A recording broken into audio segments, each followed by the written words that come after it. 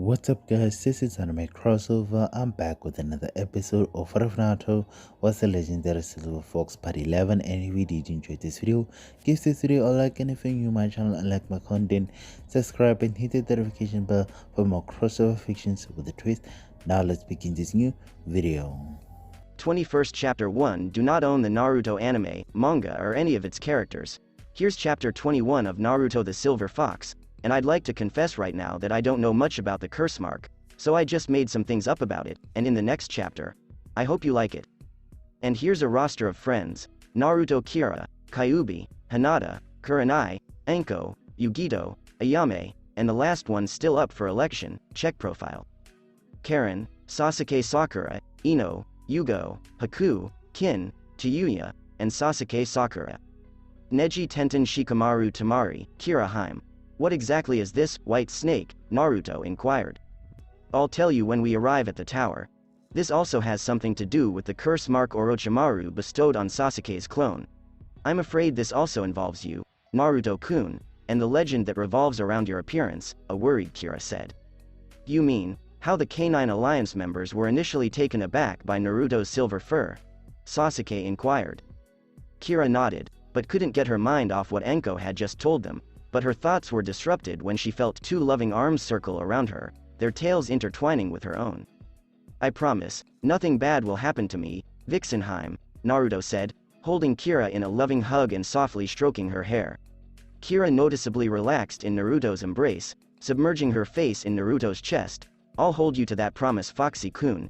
If not, I'll never forgive you, Kira, close to tears, murmured, fearful that if she let go of Naruto, he'd vanish forever from her life.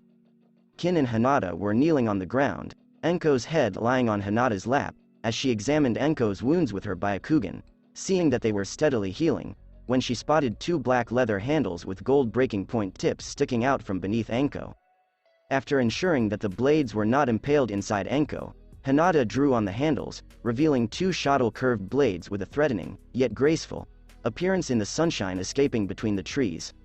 Hinata decided to think about the shuttle swords later, and took a closer look at Anko's chakra pathways when she noticed a blue, purple, and blackish-purple chakra fighting each other inside Anko, causing Anko a lot of pain. Naruto-kun, something's wrong with Anko-chan's chakra. Naruto and Kira had split and were kneeling next to Hinata, each using their Ryugan to examine Anko's chakra paths, while Sasuke used his Sharingan to examine Anko's chakra flow for any irregularities. Kin pulled out a small towel from her bag and began to saturate it in some extra water before placing it on Anko's brow. Anko's visage cringed in agony as she began to hyperventilate and sweat. Her body temperature is rising, Hinata observed. She has some sort of dark chakra coming from her neck, Sasuke explained. Come on, Anko-heim, wake up. Tell us what's wrong with you, a concerned Naruto said, softly stroking her face. Anko opened one eye painfully while attempting to talk. My insides hurt. Groan. I believe it's that bastard C-curse M-mark attempting to activate. Kira, Naruto, Hinata, and Kin then observed Anko's curse mark emanating a pulsing red light, with small white cracks beginning to develop on one of the tomas as tiny black flame-like designs began to take over Anko's neck. That appears to be the curse mark he attempted to give you, Sasuke-kun, Hinata said. Even if this is a prototype, we need to get her to the tower. If there's anywhere that might have medical attention, it's there, Kira said.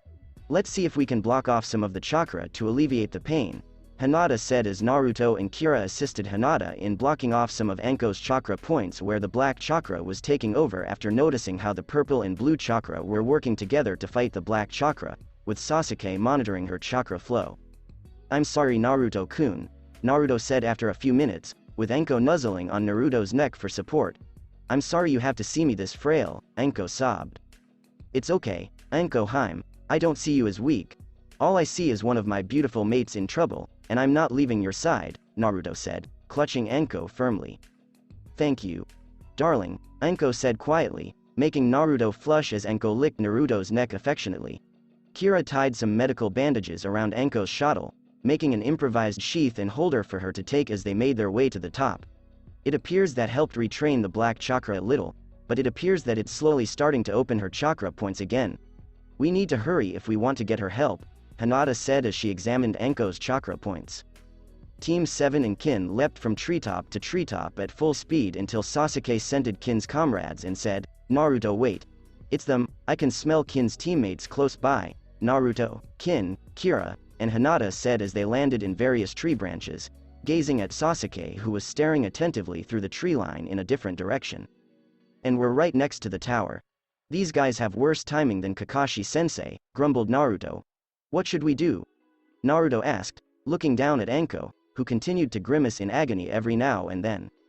"Naruto-kun, we'll take Kin to her teammates. You and Sasuke-kun can stay here and look after Anko-chan," a determined Hinata said.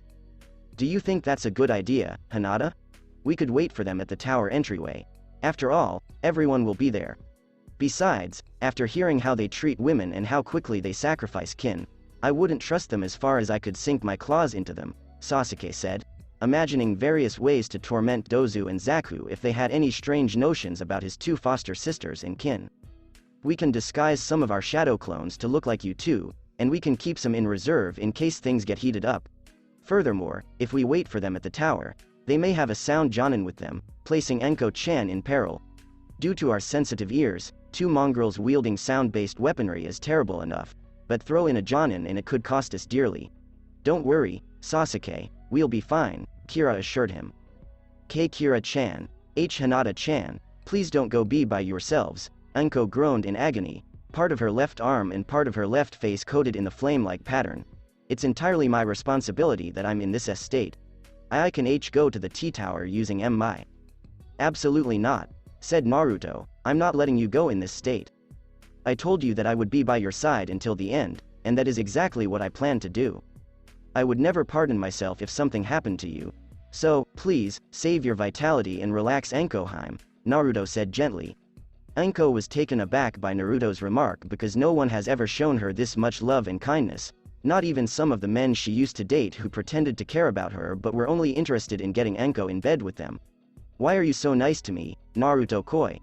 I must look hideous with that blasted curse mark covering my body," Anko murmured.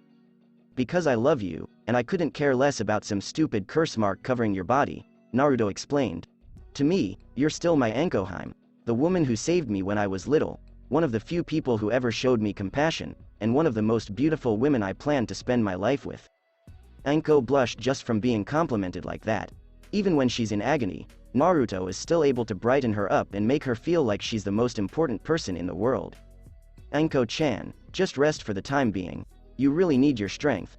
Besides, you appear at ease in Naruto-kun's arms." Hinata smiled as Anko's blush intensified. Even though Hinata was correct, she was at ease in her lover's embrace. Hinata and Kira each created 6 shadow clones, 2 of which were transformed into Naruto and Sasuke. The real Sasuke was tying Kin's wrists behind her back with rope, taking care not to make them too tight, but just stiff enough to convince her that she was their prisoner. "There, that should limit movement. How do you feel about it? Is it too tight?"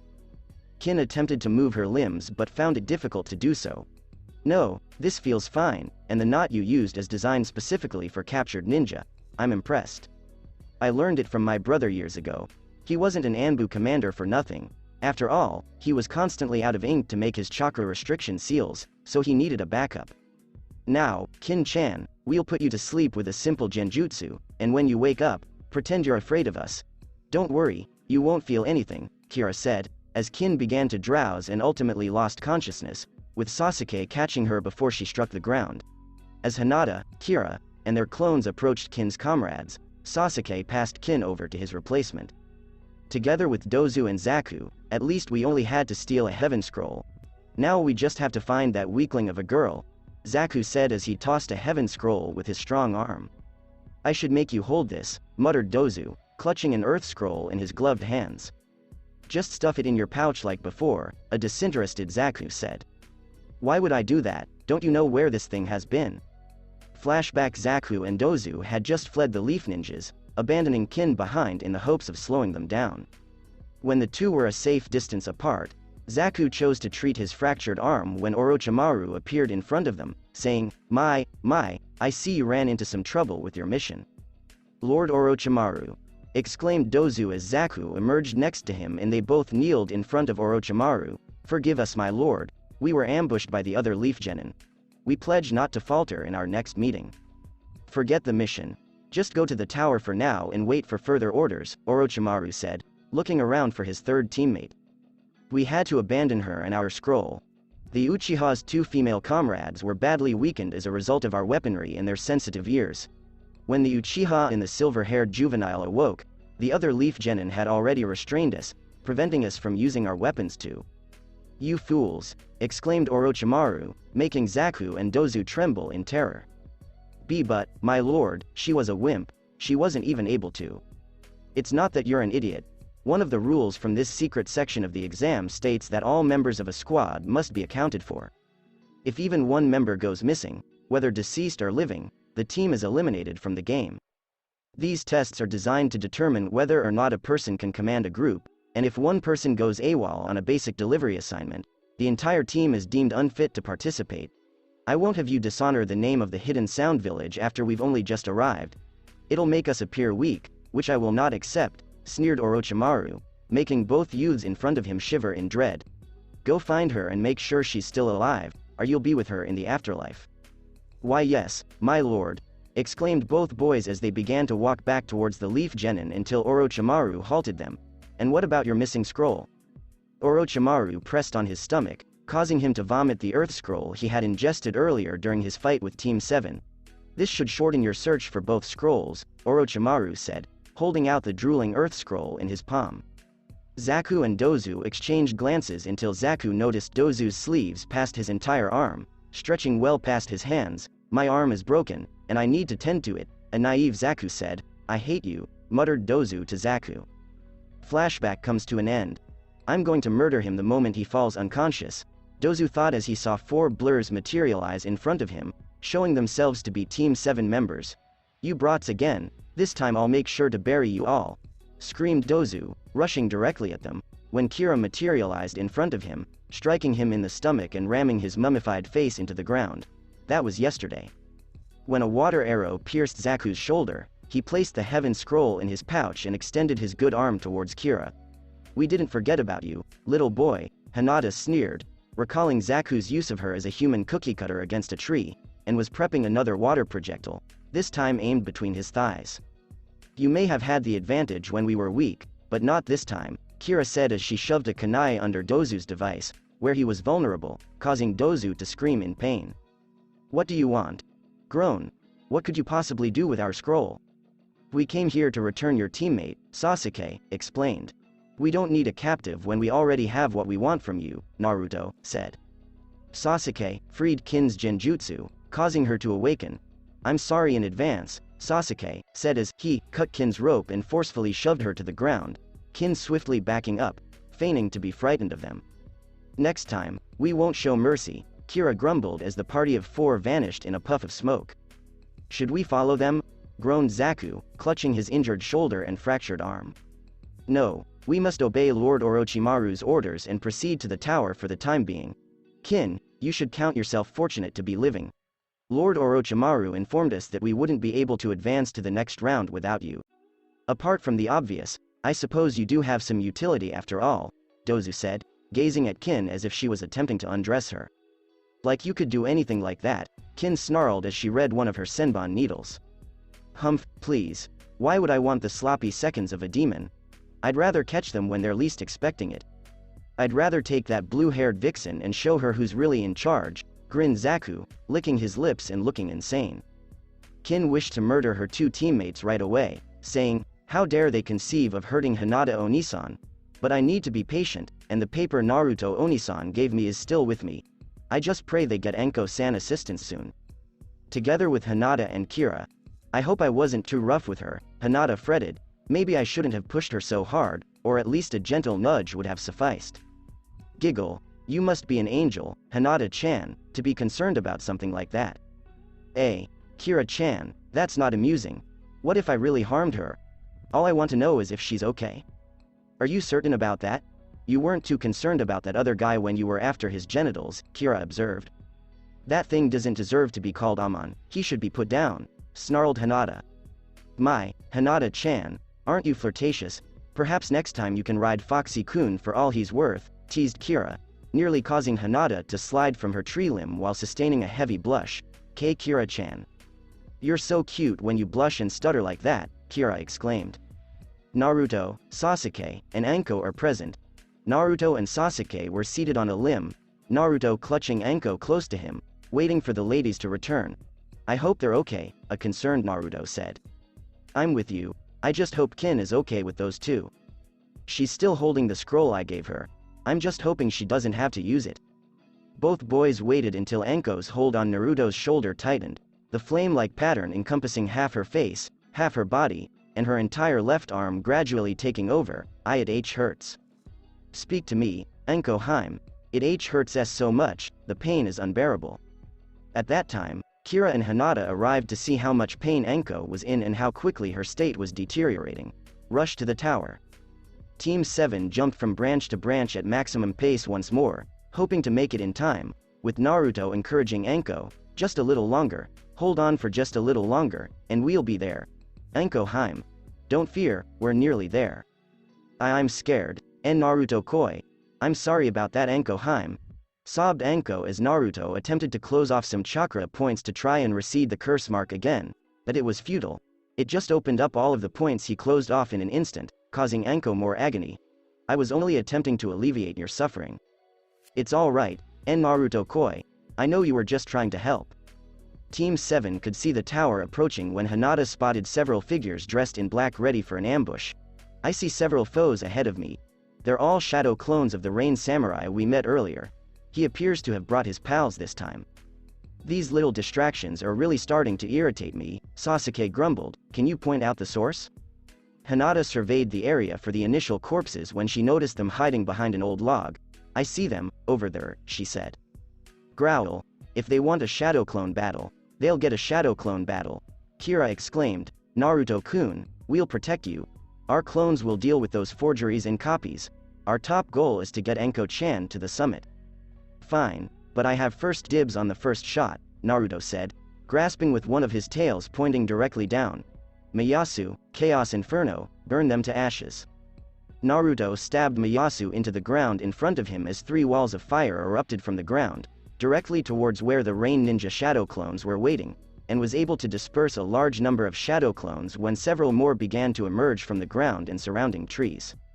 While the actual Team 7 was sprinting at full speed on the ground with a small number of clones encircling them for protection, Sasuke, Hinata, and Kira rapidly created as many shadow clones as possible, with their clones attacking the Rain Ninja clones.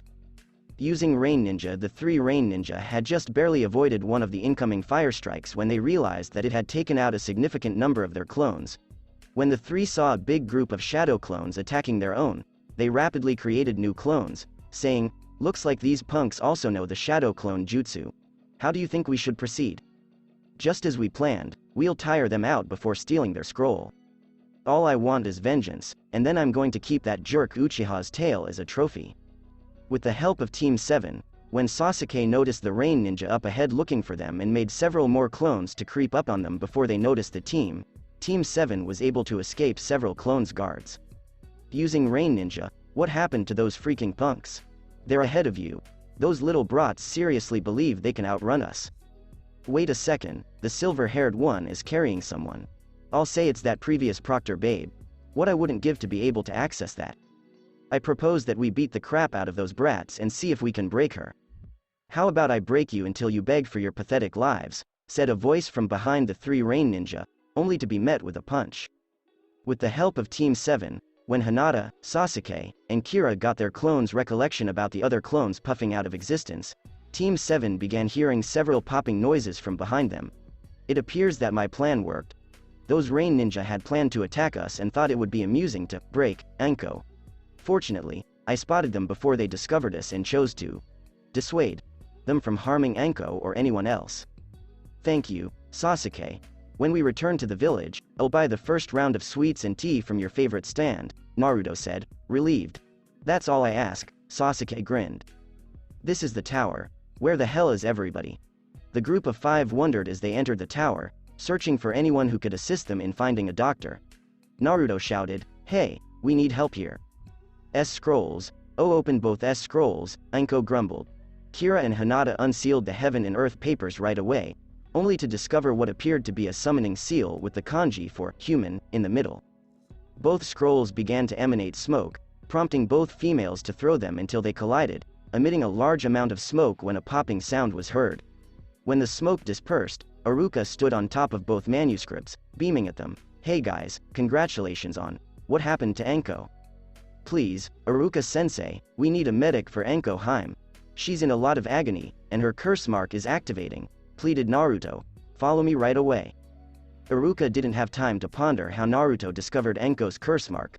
All he could think about was finding the Hokage to assist Anko, and knowing Naruto, he wasn't going to wait for a stretcher to transport her. Aruka guided the 4 genin into a spiral stairway where he knew the Hokage and the Jonin senseis were waiting.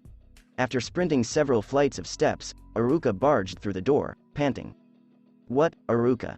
Pants, Hokage-sama, it's Anko. Her curse mark is reacting, and she appears to be in a lot of pain. You have to help her, old man." Naruto, Kira, Hinata, and Sasuke appeared at the entryway next to Aruka. Sarutobi observed Anko's firm grip on Naruto's shoulder with a pained expression, and the curse mark triggered, but for some reason, it had never pulsed like that before. "Place her on the couch and show me her scar. I'm going to need your assistance with the binding, Kakashi. Bear, Cat, get me some medics up here right now," said Sarutobi, as the 2 Anbu swiftly disappeared to find some medical ninja. "Naruto-kun, what happened to her?" Kurenai asked as he carefully laid Anko on the couch. "She battled Orochimaru and commented on him not being himself. After that, we discovered her injured on the forest floor when she began to grunt in agony, saying that her insides ached and that the curse mark had begun to activate," Naruto explained. When Sarutobi noticed the small white crack on one of the tomas, he thought to himself, the girls in Sasuke did inherit the same healing factor just like Naruto when they had their physical. Could it be that her demonic chakra is trying to overcome the curse mark like white blood cells to a virus? The medics and the 2 Anbu arrived, and Yugo removed her disguise, worried about her companion standing next to Kurenai. "How is she? Can the Hokage seal back the curse mark?" "I don't know, but whatever they're planning to do, they better do it soon," a concerned Kurenai said, feeling powerless as her companion lay on the sofa, looking gravely wounded. "Hold on, Anko-chan, you'll make it through this."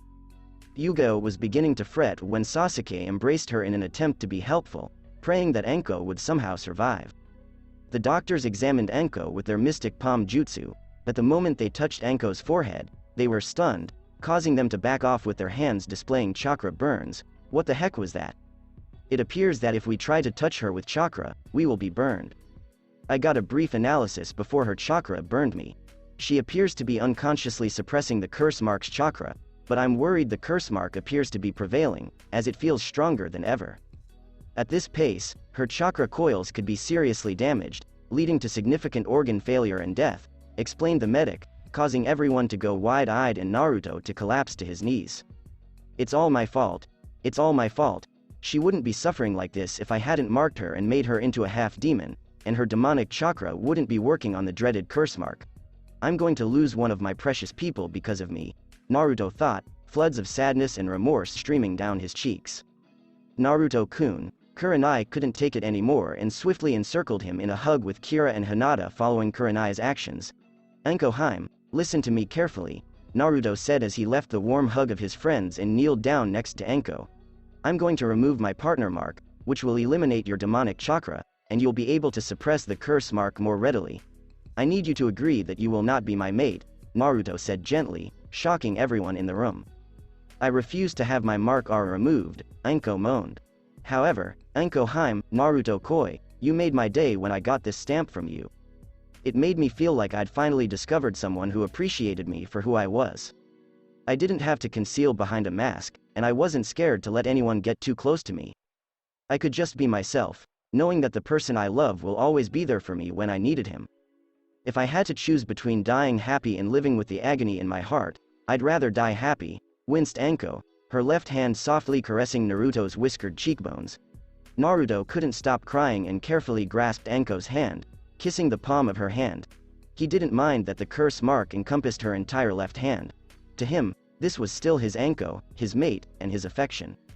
"Anko Heim, I love you," Naruto said quietly. "I love you too, darling," Anko said softly as Naruto kissed her soft lips. "Is there nothing we can do?" inquired the Hokage.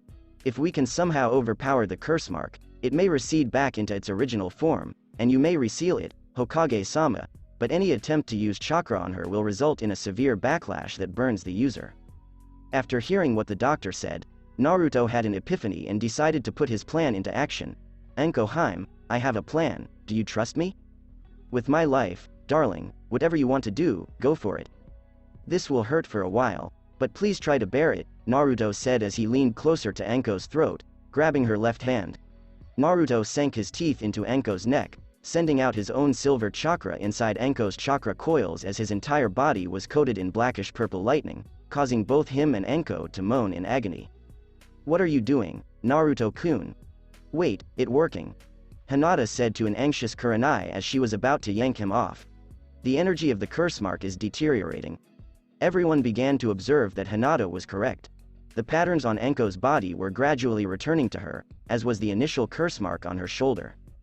Hinata and Kira engaged their bloodlines as they observed the silver, blue, and purple chakras suppressing the dark aura.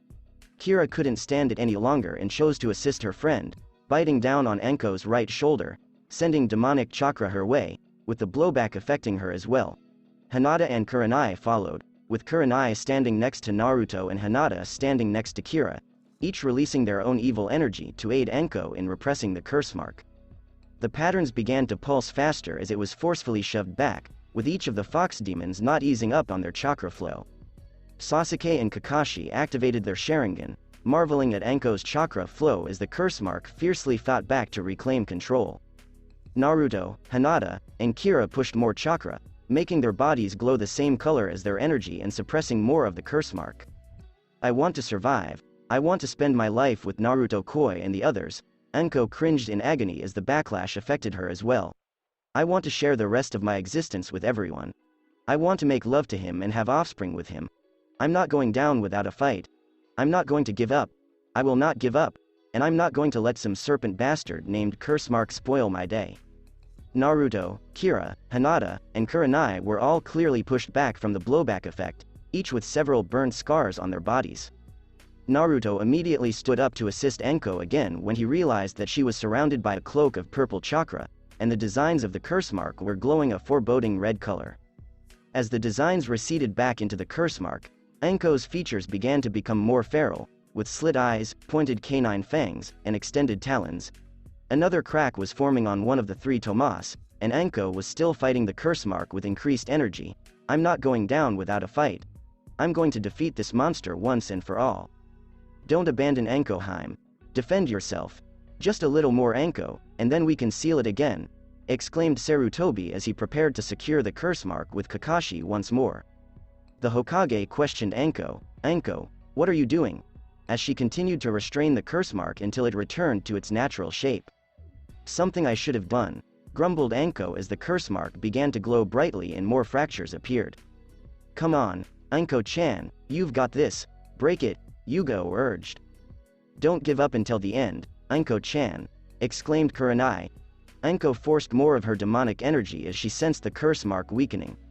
Anko felt the curse mark shatter with one final pull of her chakra, and its existence was totally gone. The Hokage and Kakashi watched as Anko continued to squeeze more chakra into that precise place in order to overwhelm the seal until the curse mark gleamed completely white and immediately disintegrated from Anko's skin like she never had it at all. Anko. Anko moaned faintly as she began to lose consciousness. Are you okay? Could you please say something? It's okay. It looks like she's mostly suffering from chakra exhaustion, the medics said as they raced towards Anko, using their good hands to assess what was wrong with her. Whatever internal injury she had appears to be mending at a steady rate. However, her chakra coils appear to have enlarged slightly, but she'll be alright otherwise. She just needs some bed rest, one of the doctors explained. Sigh, that's encouraging. Why don't you take Anko to one of the private chambers in the turret, Naruto? Iruka will show you the way, Sarutobi said. Sure, old man, that'd be great, Naruto said as he led Anko out the door, accompanied by Sasuke, Kira, Hinata, Kurenai, and Iruka. Permission, Hokage-sama. Can I have the rest of today and tomorrow off? Yugo inquired, bowing in front of Sarutobi. Go ahead, Yugo, after what happened, Anko wouldn't mind the company, and probably Sasuke, Sarutobi said with a lascivious grin, making Yugo flush from the Hokage's remark, Hokage-sama. Yugo made the decision to depart right away, muttering about perverted elderly guys. When the door was shut, the only people left in the room were Kakashi, Asuma, and Sarutobi, with Kakashi and Sarutobi gazing at Asuma and saying, "You've been quiet throughout this entire ordeal," Sarutobi remarked. "Do you still think Naruto is a child now that you've seen him with your own eyes?" Kakashi inquired. Asuma didn't say anything as he moved towards the door and stopped after grabbing the handle. "He's mature for his age, I'll give him that much," Asuma said as he turned the handle and walked out of the room. Sigh. "You still have a lot to learn, Asuma, but some lessons must be learned on your own. Don't worry, Hokage-sama. If there's one thing I know about Naruto, it's that he can change just about anyone's mind. I hope you're right, Kakashi, but Asuma has always been the stubborn one. I just hope Naruto doesn't have to pummel him into submission." Heh, Hokage-sama, only time will tell, only time will tell. To be continued. That's it for this part, guys. Thanks for listening to the video. If you did enjoy this video story, like, share and subscribe for more, and thank you all for help and support, and have a great day.